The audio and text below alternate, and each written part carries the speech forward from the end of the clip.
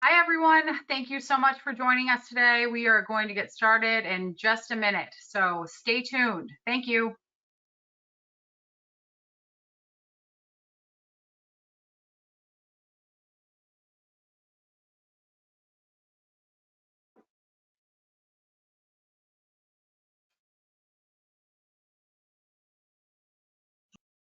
Hey, Bob, what time's your thing tomorrow? Are you going to be able to be up here at the Capitol at 11 or no?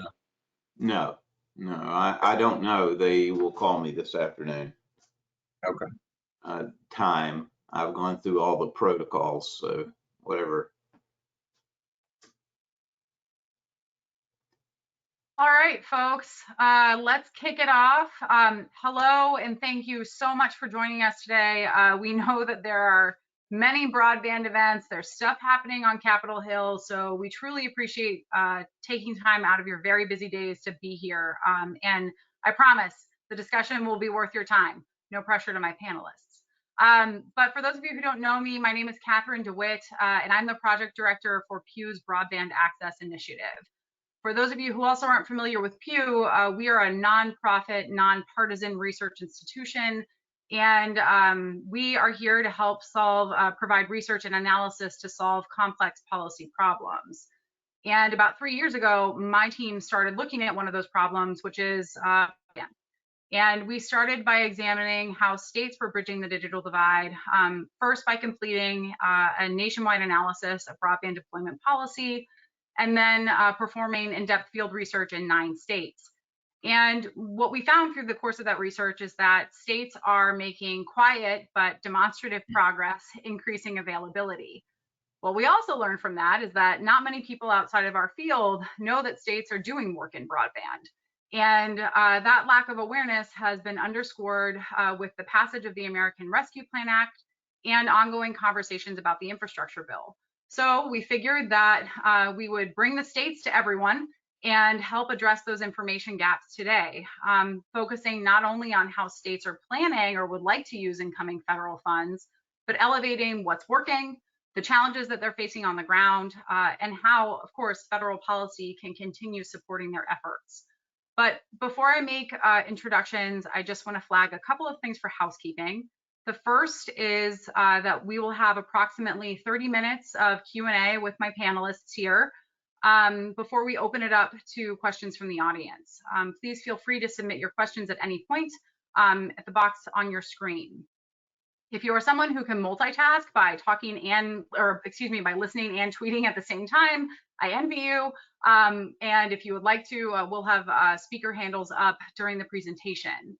This event is being recorded and it will be posted on Pew's YouTube channel soon. We will also share a link to that recording as well as a summary of the event in the coming weeks. So on to business. I'm joined today by, well, right now, 2 of our 3 state lawmakers. We have one, unfortunately, who is ironically having some internet issues. So we are trying to troubleshoot that on the back end. But we have 2 state lawmakers on with us right now and 2 state broadband program directors. From West Virginia, we have State Senator Robert Plymale and State Delegate Daniel Linville. Dr. Tamarah Holmes is the director for the Office of Broadband in the Commonwealth of Virginia. And Teresa Ferguson is the director of federal broadband engagement for the for the Colorado Broadband Office. And we are waiting on Representative Riggs from the state of Missouri. So fingers crossed he'll be able to join us soon.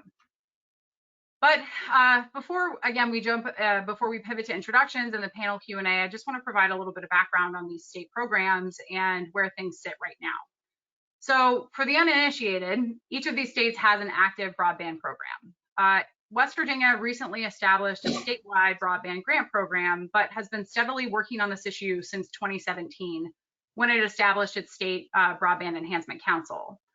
The state's broadband efforts focus on data collection, local planning and capacity building, and it also partners closely with federal partners, including the Appalachian Regional Commission. The state, in partnership with its congressional delegation, has also driven the national conversation about improving federal broadband data. The Missouri State Legislature established the state's grant program in 2018 and has continued refining policies to facilitate community-based initiatives, expand revenue streams, and increase speed minimums. In addition to managing its state broadband program, Missouri's broadband team, which I will flag, is an office of one. Missouri's broadband team has been incredibly successful at bringing in other sources of funding for broadband into the state, approximately $800 million in federal funds and other sources. As a result of this work since 2018, the state has jumped 9 points in its nationwide availability rankings, up to 32nd across the country. Colorado's broadband program provides funds for middle and last mile deployment, relying on planning and its comprehensive data and mapping program to identify projects and assess impact. The program relies on collaboration and coordination across multiple state entities, including the governor's office, the Departments of Transportation and Regulatory Affairs, and the Office of Future of Work, among others. I guarantee I'm missing many in that list. And in the last year, the state followed Virginia and West Virginia in establishing an advisory council of stakeholders to guide the state's state broadband efforts. Virginia, like Colorado, administers programs that fund middle and last mile deployment. It places heavy emphasis on local capacity building, requires public-private partnerships, and is one of 2 states, the other being West Virginia, to use community development block grant funds for planning. These programs have been so successful that the state legislature has increased funding from $1 million in 2017 to $51 million for this fiscal year. So it's obvious that these state efforts vary, but at their core, they really do share the same common elements. They're engaging diverse stakeholders, they're passing policy, they're supporting planning and capacity building, providing funds for deployment, and they're evaluating impact. They are also planning on using incoming federal funds to expand these state broadband efforts, but I will let them touch on those initiatives in just a minute. So with that, we will start with introductions. Senator Plymale, I will hand it to you as the elder statesman to talk for a brief introduction of yourself and some of the successes of your state program. Thank you. Thank you very much. I'm used to going after Delegate Linville, so I'll try to do this starting up. I have been in the legislature for 29 years and have served for 12 years as the education chair, so I know the value of broadband as it relates to education. Also served 8 years as the pension chair when we reformed our pension liabilities and such in West Virginia, and chaired the Committee on Transportation. So my interest is for us to have open access broadband, to also have public input, and I do believe in divine intervention. I think that many of the things that we've done in the last 3 or 4 years has led to some of the federal funding that's come down into the local entities, and that preparation and that kind of work that we've done have been very important as we start moving this forward. I also chair Thundercloud Incorporated, a local entity that is a middle mile provider, and we received an ARC grant of a little less than $5 million matching, and we are implementing that as we speak. Thank you, sir.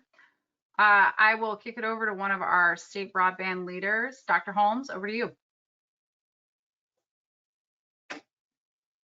Good afternoon. Sorry, I had to remember to unmute myself.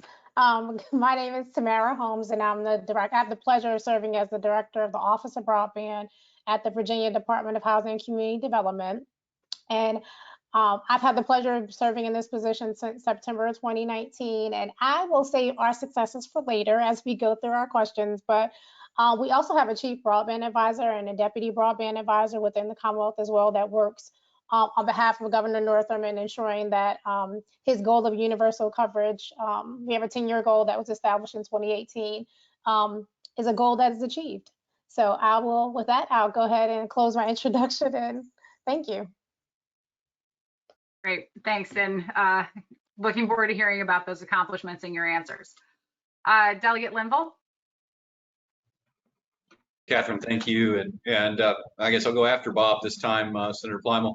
I'm Delegate Daniel Linville. I have the distinct honor and privilege of representing the 16th Delegate District in the state of West Virginia House of Delegates. I'm honored to chair on behalf of the House of Delegates our Committee on Technology and Infrastructure, our interim joint select commission on Department of Transportation Oversight and Accountability, and to serve on the Finance Committee as well here in the State House.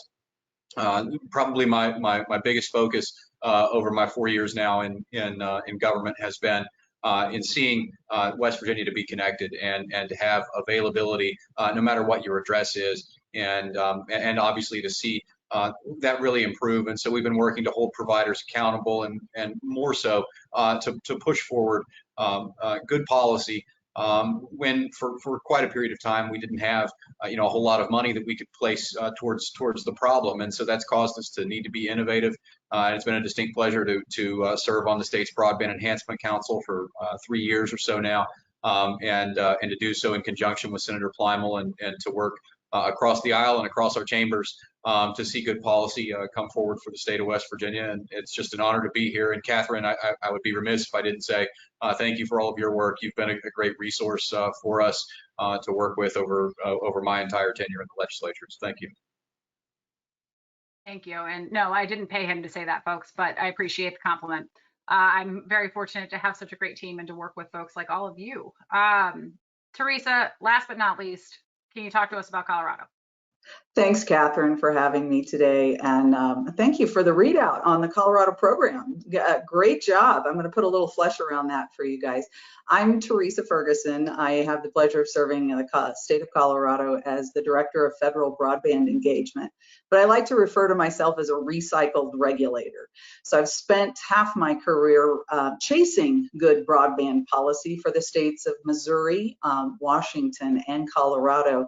And the other half I've spent building fiber networks for municipalities, school districts, and tribal nations across the country. So my mom was a school teacher and my dad was a carpenter, so I build fiber networks. That's what I do. So Colorado's broadband journey has been unique in that we have focused primarily on 3 things: broadband mapping, access, and affordability. The state of Colorado began our journey in 2009 by mapping broadband availability. And in 2013, as Kathryn pointed out, we began our middle mile strategic planning and infrastructure grant program, funding those projects regionally. In 2016, the state began funding grant applications for last mile connectivity to the home, funded through repurposed state telecom high cost funds. And so also in 2016, what was unique is the governor tasked a newly formed Colorado Broadband Office with the mission of facilitating statewide communications infrastructure through public-private partnerships to meet the growing demand of the state for all Coloradans to have access to broadband. Since 2013, we've accomplished some really good goals. That the state has funded over $32 million in middle mile grant applications requiring a $35 million match, which basically resulted in over $67 million invested in the state of Colorado for strategic planning and middle mile infrastructure grants. That funded 3 regional networks providing open access internet backhaul, making it affordable in those communities. Since 2016, the state's last mile broadband grant program has funded 51 projects, awarding $41 million in grants, benefiting over 25,000 rural Colorado households. As a result, the number of rural households served in Colorado has increased from 73% in 2017 to 91% in 2021. And so I'll leave some of the rest of our accomplishments for my remarks as my good friend Dr. Holmes has done. And thank you again, Kathryn, for all your work. I have to echo what Delegate Linville had indicated. You guys have done a great job of supporting and lifting up the work of states. Thank you. It also, again, makes it easy when y'all are doing great work. So we appreciate it. So let's jump into the conversation. And first, let's do the hook for why we got people here today, which is to talk about how y'all would ideally like to spend incoming federal dollars. I will have the legislators answer first, acknowledging that every state is in a different phase when it comes to talking about the status of the incoming American Rescue Plan Act funds in particular. But Senator Plymale, Delegate Linville, how would you prefer to use incoming federal funds? And are there any potential roadblocks to that plan?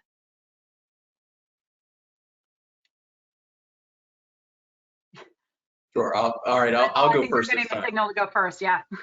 Okay, there we go. Well, so I think first we're absolutely looking to leverage the federal dollars both on a state and a municipal level to expand broadband. Clearly, that has its own sets of challenges, and one of the biggest things that we're looking for, while we're very thankful for the availability of those funds, is clarity in the rulemaking on how those dollars can be utilized.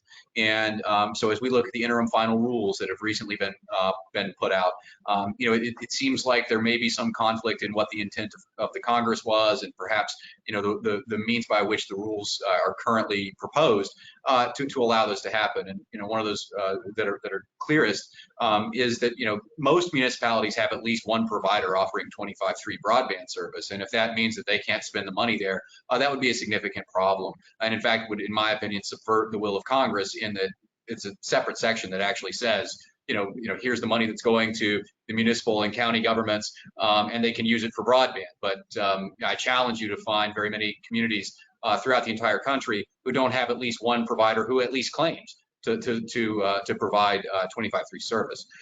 In addition to that, I think we're looking to really leverage projects together in a regional approach, utilizing the mapping that our state has done from information and data directly on the ground with GPS and actual speed tests performed by actual West Virginians. And we'd like to leverage this to do two things. I think first, we want to serve people that have absolutely no option. And there's plenty of those all across the country, but certainly in the state of West Virginia. And while building those lines to be able to reach those folks, can we at the same time improve service for those for those areas through which those lines have to run? And then in addition to that, how can we put forward policies and proposals and projects which ultimately result in competition in this space? Because Americans and West Virginians certainly like to be able to choose who we want to do business with for any number of reasons, but without that competition and without regulation mandating it, essentially there is in one form or another no incentive to continually reinvest in your networks. And finally, I apologize for going a little long here, but the final thing for me is it really bothers me seeing a discussion that certain rural areas don't need these speeds. Perhaps we don't need the same capacity because there's fewer people there, but capacity is different than speed, right? In downtown New York City, where you've got way more people you actually have more people in New York City than the entire state of West Virginia, you're going to need more fiber lines, right? You're going to need more strands, but you still need that fiber and you still need that speed. But if you've got 3 million people, moving 1,000 gig, 1,000 megabits a second, you're going to need more capacity than you're going to need if you have an area that has 30,000 people that want to move a gigabit of data per second. And so, I think that we need to make sure that we're investing in the networks of the future, because I would really prefer not to have this fight again. Just condensed a lot into that response. So there's a lot I think that all of us want to unpack there, but before we dig into it, Senator Plymale, I'll pop it over to you for anything else you'd like to add. Well, and I think it's important, particularly from a West Virginia and a rural standpoint, we don't have very many areas that are urban. And when you start looking at the 25/3 as what they set as a standard in 2012, we found through the pandemic that wasn't even, high enough to do anything. When you have 3 or 4 people in a household accessing it, and students and accessing it for schooling, we found that we were so woefully underserved that I can't find an area of West Virginia that is properly served, to be quite honest with you. So I do agree with Delegate Linville, and I also have to give Delegate Linville a lot of credit for the mapping side and all the things that we've done in West Virginia. He's been really a leader on that, and I think we work very well together. We kid each other a lot, but we work very well together on policy. I think the policy is important, but we only have one shot at this now. This is the only shot that we have at making this right.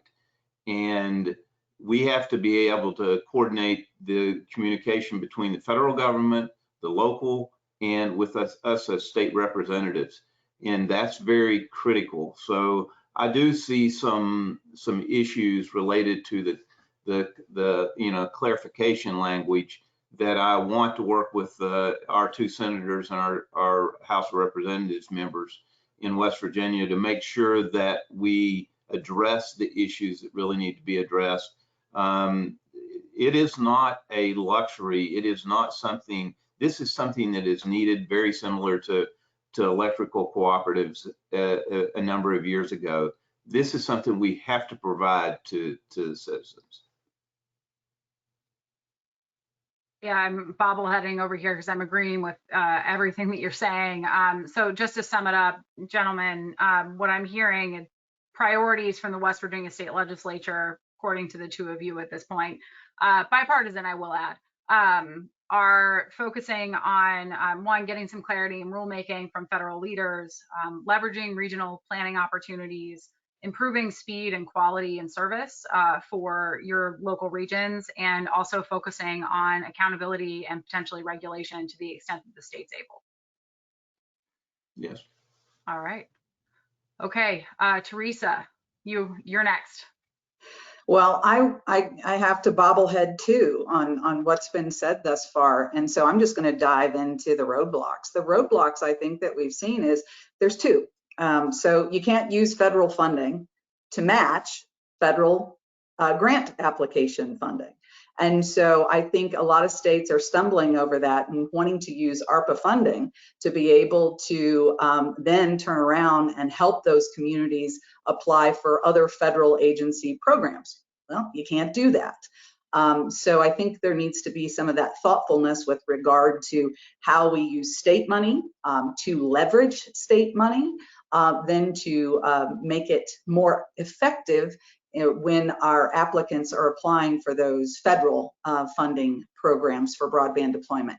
The second thing is I feel like it's the definition of bandwidth, guys. You know, the reality is as long as we continue to use a backward looking metric of 25 megabits down and 3 megabits up as the definition of broadband, then our federal agencies are going to continue to put us in this, you know, this bowling alley lane of where we can put investment and build infrastructure. That's a problem, as both representatives both spoke to. I mean, we have a need at a state level to not only get to those areas that are a priority, right, because they have nothing, but we really need to provide that usable level of service to those communities that have some broadband, but not good enough broadband. So I think those are the two things that we're challenging. The state of Colorado is going to continue to use that money to focus on mapping, last mile, middle mile, and affordable, robust broadband for everyone. But those are two big barriers that we've got to, you know, figure out how to handle. Thanks, and I think that's it's always interesting too to hear from the folks who are, you know, drafting and examining, developing policy versus those who are responsible for implementation. And sometimes you see a lot of overlap and agreement on where there may be opportunities or barriers. Other times, you know, you don't really know until the rubber actually hits the road. So appreciate you elevating that that consideration with the challenges with implementation. Tamarah, so 51 million from the state legislature this year, more federal dollars coming in. What's the plan? I mean, our plan in essence is to continue moving towards Governor Northam's goal of functional universal coverage in Virginia. As I stated earlier in the introduction, you know, Governor Northam set this goal in 2018 for us to have a 10-year goal, and we're actually in 2021 now. And since the goal has been set, we've actually invested $140 million in broadband through a variety of different resources, the previous, you know, stimulus with the CARES Act funding, as well as funding through our Tobacco Commission and through our state broadband effort through the Virginia Telecommunication Initiative. And last month, actually, the governor, along with our leaders of our General Assembly, basically listed 5 priorities for where Virginia will look at investing the American Rescue Plan funding. And broadband was right at the top of that list, along with other priorities. And they also said they would like to accelerate the goal. So we have a 10-year plan. We're 7 years in the plan, and we're about halfway through addressing our digital divide within the Commonwealth. And they'd like to accelerate that goal in the next 18 months. And then the other thing is we would continue to invest in our VODI program, which is the acronym for Virginia Telecommunication Initiative, but then also look at addressing affordability. Teresa hit on it earlier, because there are really two issues around lack of access. It's both the infrastructure and the affordability. So being able to also look at how the Commonwealth can invest in addressing the affordability issue moving forward. And then also the other piece, which we try to address through VODI, is folks that lack access because of special construction costs. So one of the things to be able to get those folks that are technically in served areas but are unserved because they cannot afford to cover the service connection drop. So that will be one of the areas we would also want to potentially fund through the ARP funding. And just really, the roadblock, really just to hit on one thing, there's an appearance, and this is just, my interpretation as staff of we're a technology neutral program in the Commonwealth, and it appears that the interpretation can be varied depending on how folks are reading the interim guidance. And we invest both in wireless and wireline within Virginia, and it appears, or at least the understanding of a lot of our local governments who will be following that guidance with their local funding, is that there appears to be that maybe wireless won't be eligible for the funding. So being able to help communities understand what their needs are regardless of the technology is one of the roadblocks we're hearing from our local communities around what technology is eligible, is wireless and eligible technology. So getting more clarification on that for folks who will be making these decisions locally will be very important. Of course, VODI is, as I said earlier, a technology neutral program, and we'll continue to invest in to technology that the communities feel best that they need for their residents. I think that you just, again, like Daniel, like everybody covered a lot in that short explanation. I think what I'm hearing across the board, though, is having additional clarity in federal policy. If there are specific objectives, if there are expectations in terms of funding, it's helpful for states, for those who are implementing and making funding decisions, to get as much clarity as possible, particularly when you're talking about folks. I mean, broadband's complicated. We all know this. And for those who don't have the subject matter expertise, it can be really overwhelming. So that clarity is incredibly important to have in policy. And, let's talk for a minute about policy, though. The American Rescue Plan, CARES Act, the last year alone, we've seen, significant investments or funds available for broadband. States have been increasing the amount of money that they're putting to broadband in their budgets.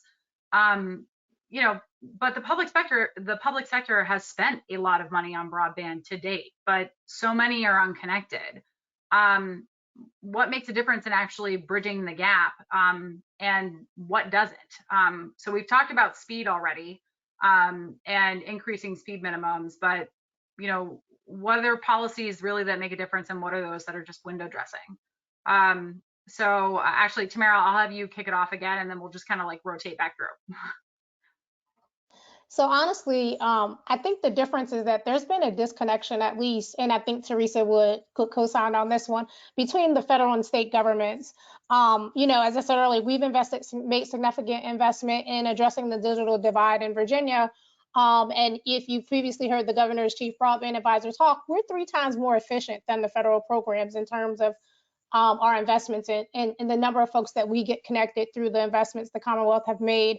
And just to kind of, most of my engagement, and I've been in this position since 2019, has been through my partnership along with Teresa through the State Broadband Leadership Network, and really haven't had much engagement with other federal agencies outside of NTIA who staffs SBLN.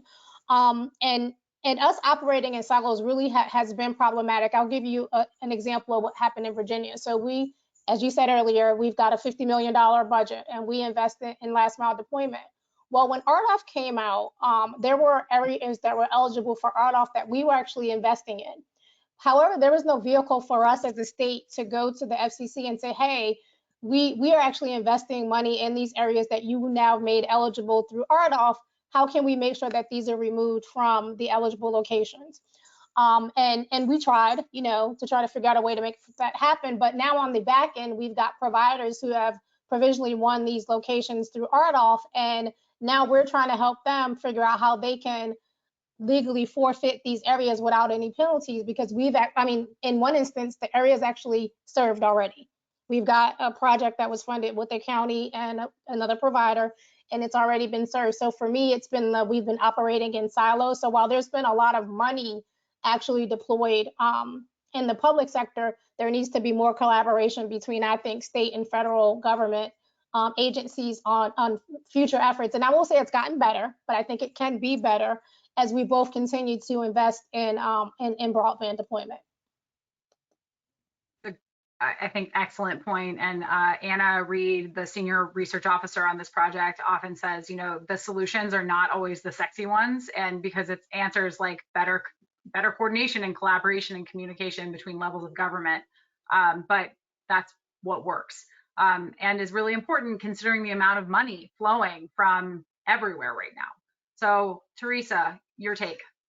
Well, I couldn't agree with Dr. Holmes more on the coordination effort. That's one of my primary functions within the state of the broadband office, is trying to develop those relationships between our office and our federal legislators, honestly, our senators, our representatives, and talk about what's happening in our state. And so when I listen to what Dr. Holmes is talking about, I agree that there needs to be coordination, but I think we also need to look at the money. So I didn't mention earlier is that I'm an accountant. So I'm a bean counter, and I used to audit, the baby bells, as we used to call them. I think we need to look at where all the money is being spent. I mean, and when you look at where the money is being spent, traditionally, these companies are for profit. Their fiduciary responsibility is to their shareholders, and their responsibility is to make every dollar leverage a profit, a return on investment that is significantly, more responsive to what Wall Street wants. And so I think we need to look at how investment is flowing. Is it going to just the NFL cities and the suburbs of those NFL cities, or is it going to those rural areas where we need connectivity? That's the question I think we need to look at, because really what drives our economy in this country, those principles of capitalism, is if you have competition. So if you've only got one provider in a community, there's really no competition. There's no incentive for them to invest in more, in better infrastructure and to provide, more creative products in those areas where they don't have competition. So I think coordination is key, but also looking at what drives market investment in those communities is a key element. And that's why public-private partnerships are so important for our state, to help target those areas that are unserved and get those partnerships in there to build that infrastructure that we need. We're going to come back to the public-private partnership component in a few minutes, but I really appreciate you elevating the point about the accountability, thinking about the math, what's really going to make this work, because that is, it is important, and having that oversight of public funds.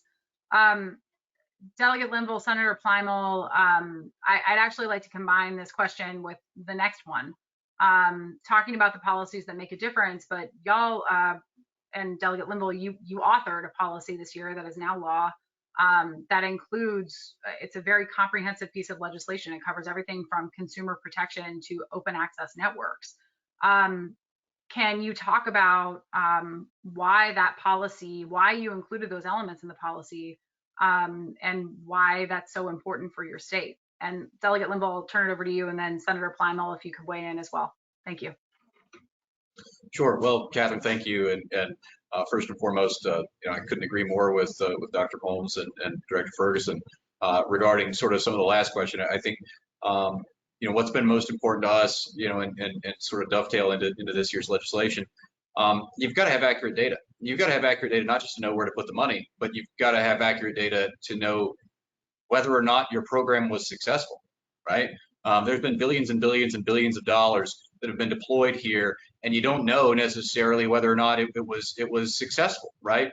Look back at CAF and CAF 2 and some of those programs, and literally a CAF 2 project was lit up in January this year, for funds that were deployed, by FCC 5 and 6 years ago, and in fact that was a DSL project, and in fact I happen to know that they only put so many ports in there, and they're already oversubscribed. And so now we've got an area that says that broadband's available, except everybody that wants it can't get it, right? And so that's a significant problem. So this year's legislation we wanted to take to task every regulatory roadblock that we possibly could and get it out of the way, right? Why? Because our people want broadband now, not 3 years from now, not 5 years from now, not 10 years from now. They want it now. And we're putting in billions of dollars, right? I mean, I did the math a few weeks ago, and it looks like overall the state of West Virginia may be eligible for more than $2 billion in broadband funding between what the state legislature is doing, between what FCC is doing, what NTIA is doing, Appalachian Regional Commission, so on and so forth, right? If $2 billion can't solve this problem, we've got a problem, right? And the problem isn't just the money. Right, and so from a regulatory standpoint, we tried to bring back as many barriers as we could. And what that does is it also helps to allow free market principles and just private sector investment to choose to come into an area, right? And then you get more competition, and when you have that, you have providers that have to upgrade their networks from just offering 25/3 or 100/10, and all of a sudden they're going to have to start offering gigabit because somebody's going to do it, and somebody's going to lower the price, and so they're going to lose customers and those sorts of things. And so that's very, very important. As it regards the speed side of that and why that is so important, everybody talks about 25/3 and they always focus on the download. But if you're trying to do telehealth, is it more important for you to see your doctor, so that's the connection coming in on the download speed, or for your doctor to be able to see you? And with 3 megs a second, can you upload that in high def in real time so that they can see whether or not your surgical scar is healing correctly? Probably not, right? So it's incredibly important there. The final thing is, and this has been touched on, right? We put some consumer protections in the bill this year because as it sits right now, or as it did sit, consumers weren't due a bill credit if through no fault of their own, their internet was out for more than 24 hours. That was already there for telephone service. That was already there for cable service. It's many of the same providers that are offering this, but they didn't have to give them a bill credit. And I had an ice storm in my district, and people had no service for an entire month, and were still told to pay their bill, right? While they had no service. And so ultimately, what is someone else's recourse? Well, I guess they could file in court and they can pay their court filing fee and they can pay for an attorney and they can do all these things. And there's stuff in the contract that says they can't do class action or any of this sort of stuff. And ultimately, they're not going to do that, right? So they're going to be stuck paying $100 or something like that for a service that they didn't receive. And you do that anywhere else in any other market. And I mean, you're going to go out of business. You're going to get sued. It's not going to work. And so what we said is fine. We're going to task our Attorney General's Consumer Protection Division to enforce this. And upon request, if your internet was demonstrably out for 24 hours or more, you're due a bill credit. And so we're tying their revenues to their performance, like any other market ever should have. And so to me, it's fairly simple. It's fundamentally fair. And I hope that they're not having to give out a lot of these credits. I hope that they just keep the service up, right? And if they have an outage, they restore it pretty fast. That'd be great. So thanks, and Bob, I ran over again. Well, I'm used to that, and that's not a problem. The thing is, Delegate Linville did a great job of crafting the bill, but one of the things you have to do in the give and take between the Senate and the House is make sure that we are good stewards of what are in the bill. So our goal was to keep all of those consumer protection and number of those things in the bill. And that's where we work cooperatively very, very well. And once again, I appreciate his leadership, but remember, we have to follow through and we have to do it from both sides. One thing that was brought up by Director Ferguson, and I think is very important that we really haven't focused on, that I think is a priority that I have, and I think Delegate Linville and I share this, is affordability. The affordability side has got to be a priority here, because we're going into rural areas and areas where people do not have the incomes to be able to afford what is available in some cases from the monopolies. And I also would like to put 2 points together. One of the associations and groups that I'm with, I think the fear is not overbuilding, but underbuilding, because we have the money right now that we really have to make sure that we get it out with the fiber that needs to be done now, instead of, if you underbuild in this, you still have the capabilities of going further. So I think that's important.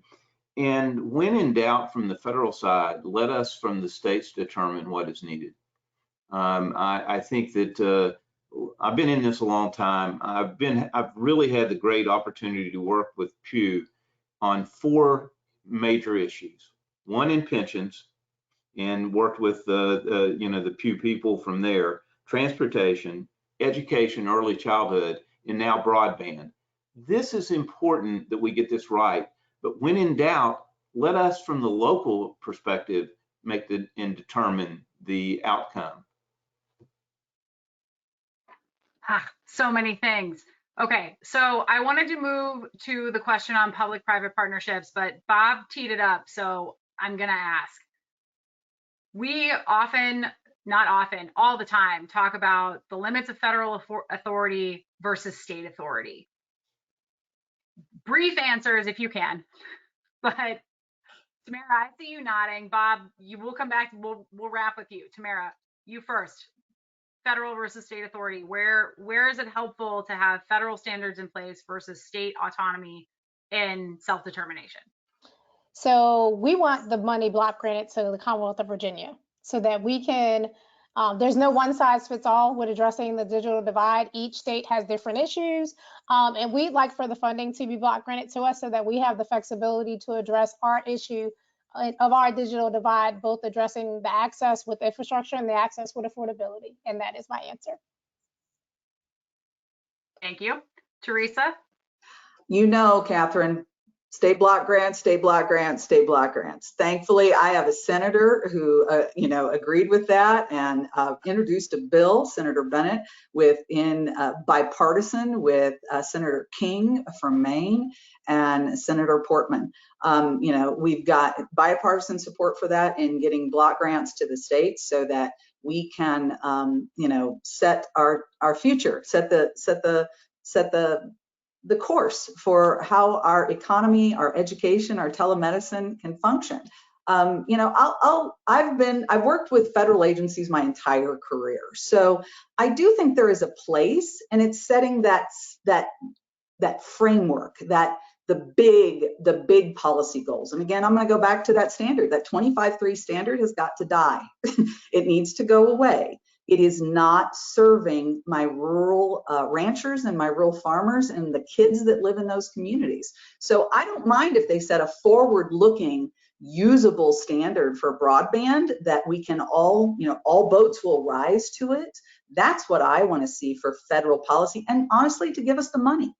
The bottom line, the states can't print enough money to be able to fix this infrastructure problem ourselves. We can't even fix, in some ways, the affordability issue because it's too large. Look at the Emergency Broadband Benefit Program, for example, $3.2 billion.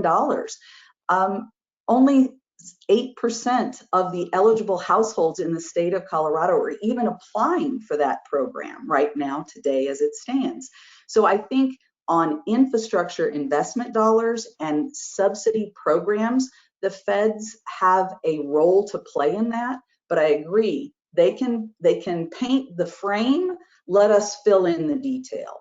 We know how to do this. And in fact, I love that Senator brought up the fact that, the affordability issue is so critical in the state of Colorado. Thankfully, our legislature this session gave any applicant that receives a grant in our state last mile program is going to have to provide an income qualified tier of service. So I think you can approach infrastructure investment and affordability in the same good policies. And that's what I would like to see, is that creativity be allowed to happen at the state level with forward-looking framework set at a federal level.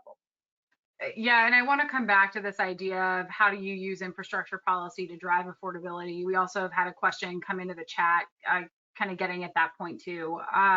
So let's come back to that. And I think, Teresa, obviously the federal framework, and going back to earlier in the conversation with specificity is important.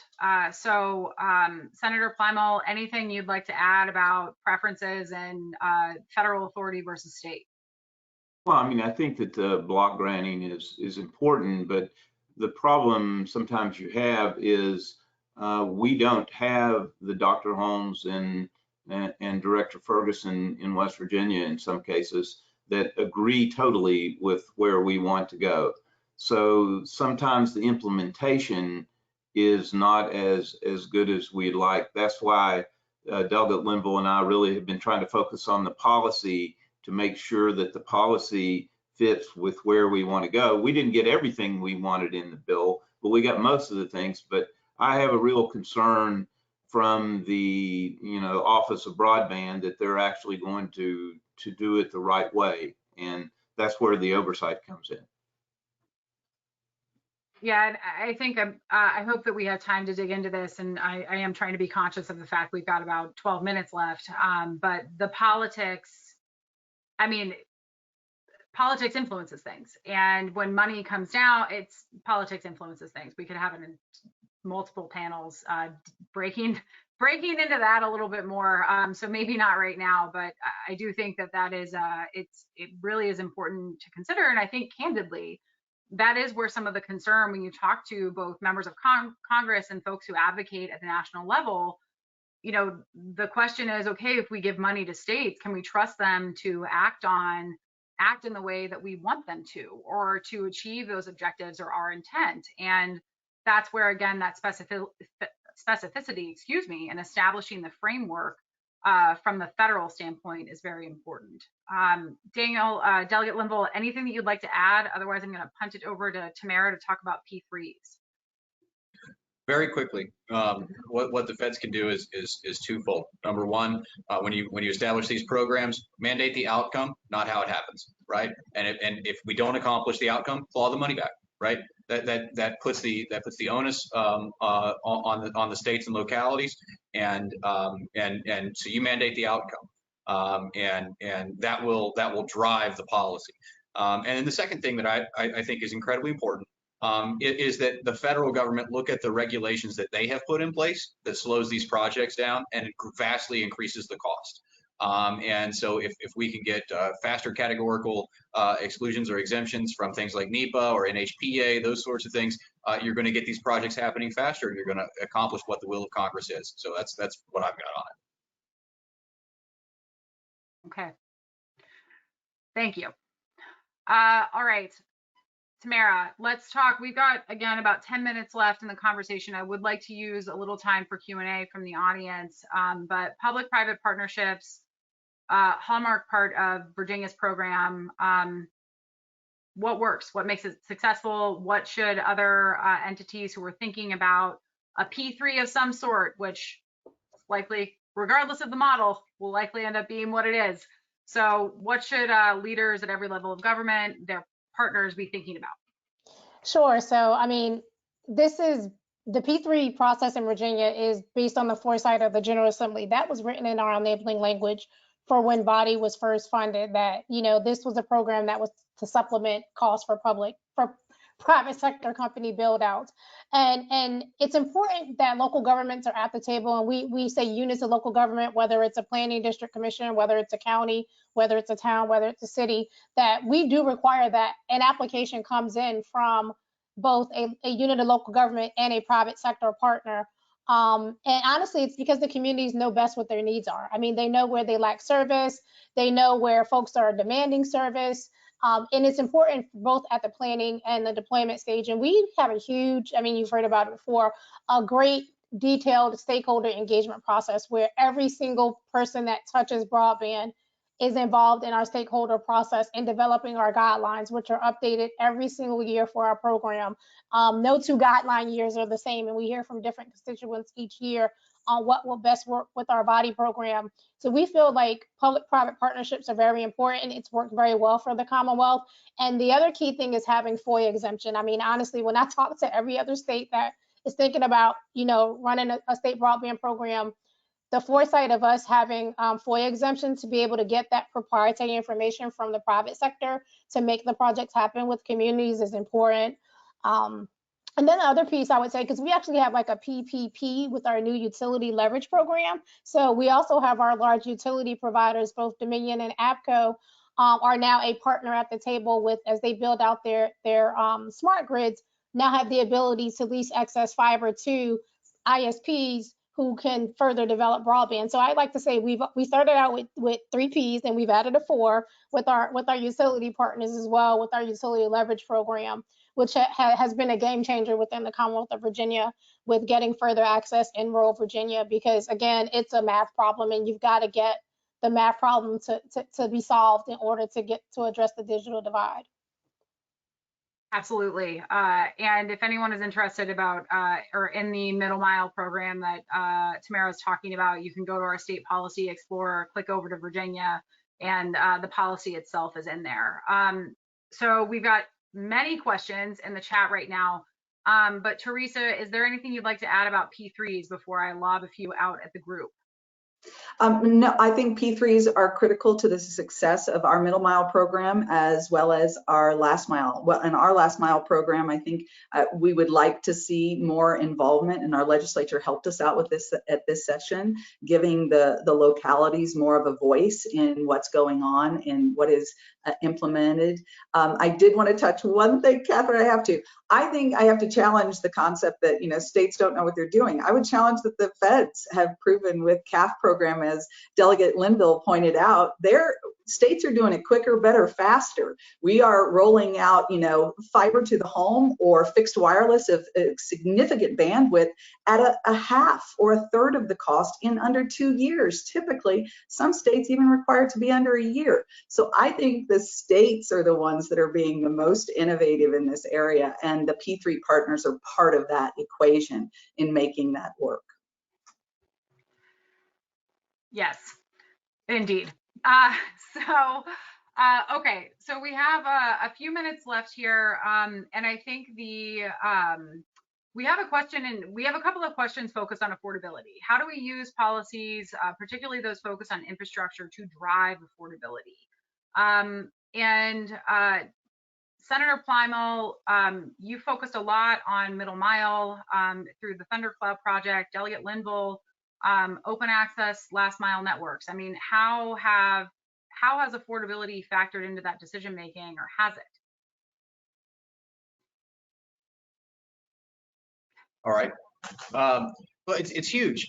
So the problem that we have is that most incumbent ISPs are also a cable or landline telephone provider, and that's been their cash cow. That's what they built their business on. And unfortunately, what you're going to end up finding is that as the revenues decline from those existing cash cows, they're going to try to make up for that in providing internet service, even when there's not an increase in cost to providing that. It's actually fairly inexpensive once you have the infrastructure in place. And so it's two things, right?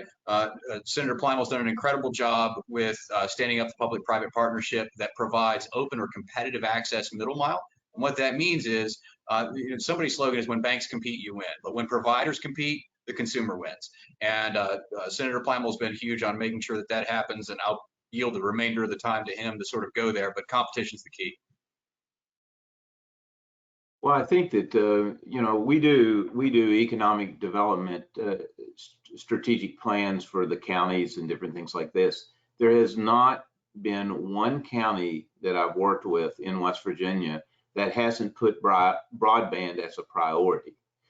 And it doesn't matter what party you're dealing with in terms of Democrat or Republican. It is affordability, it is access, and open access. They don't really talk about anything. They think it is open access, and it should be open access.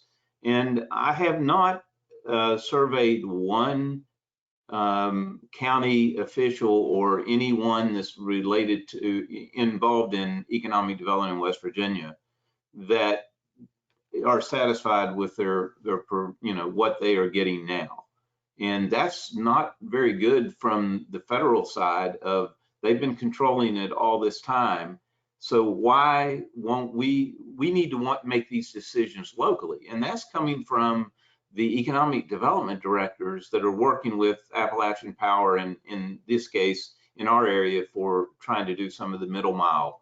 But I think it's critical and it's hard, and you're going to get some criticism. You be aware that people are going to criticize what you're doing, but you have to keep the faith in the momentum of going forward, because I do believe that open access and affordability are achieved by middle mile projects. Absolutely. And I think your point about the role of economic development and thinking about why are these investments needed? Why do we need faster speeds? Why do we need to make sure that and better or more capacity? I'm sorry, now I can't remember who made the point earlier. Why do we need affordable connections? It's about how people are using it. Why are we making these investments? What do we need the outputs to be? So unfortunately, we are butting up on time. So as much as I'd love to continue this conversation, I would ask each of you to give a brief 10, 15 second, sorry, not anything that you didn't cover, but any parting thoughts that you'd like to leave us with. Teresa, you first. If COVID has taught us anything, it has shown us that our economic stability and ability to be resilient is dependent on everyone having access to robust, affordable broadband. I think if we take nothing away from this experience, that has got to be the key thing, because we've got to align our policies and get things right to get real usable broadband to everyone for educational and economic opportunities. Tamarah? I mean, I concur with everything Teresa just said. I mean, just co-signing that, the pandemic definitely, a lot of folks who hadn't been paying attention are definitely paying attention now. We're seeing a lot more engagement of communities that may not have really saw broadband as a priority for their community. So that's been really important. And I think while we have their attention, we need to make sure that we as state leaders who run broadband offices are having outreach with all of our communities and knowing where they're at and what their plans are, because this is, as they said, once in a lifetime, once in a generation investment in broadband. We will never see this level of investment again of funding for broadband, and that this is our time to solve the problem of the digital divide in our states and in the Commonwealth of Virginia. Well said. Delegate Linville? Competition and affordability is coming one way or the other. Sorry. All right. Bye, Bob. Bye, Senator Plymale. Okay. Competition and affordability is coming one way or the other, given that SpaceX is launching satellites, it seems like, every week. So it's time to embrace that. It's time to embrace the fact that we need competition, and wireline's the gold standard. Fiber is the gold standard. But competition's coming, affordability's coming, and these aren't going to be monopolies and duopolies. The technology has already begun to cause that to happen, and the fights are going to be had in the halls of Congress and the halls of your state capitals. But ultimately, one way or the other, the private sector's found a way, and they're sending rocket ships to outer space to serve rural America with broadband if we absolutely have to. So one way or the other, this is going to get taken care of, and it's time to accept it and to make the right investments. So wrapping up, I think, really what we heard today, states are moving on this. They are thinking about setting those forward-looking goals, focusing on the outcomes, and really doing what they can to support local initiatives, be it through policy or through public-private partnerships, community engagement, and unfortunately, Teresa didn't get to talk about this much, but planning. Requests up to Congress, provide that federal structure, set those high standards, and then let states act and respond to needs on the ground. So thank you so much to my panelists. I truly appreciate you taking the time to be here today, and thank you very much to everybody for joining us. Please stay on the lookout both for a link to this recording as well as a summary of the discussion. And as always, if you have questions, comments, concerns, please don't hesitate to reach out to me, Kathryn de Wit, at kdewitt@pewtrusts.org. So thank you so much, everyone, and have a nice day. Bye-bye.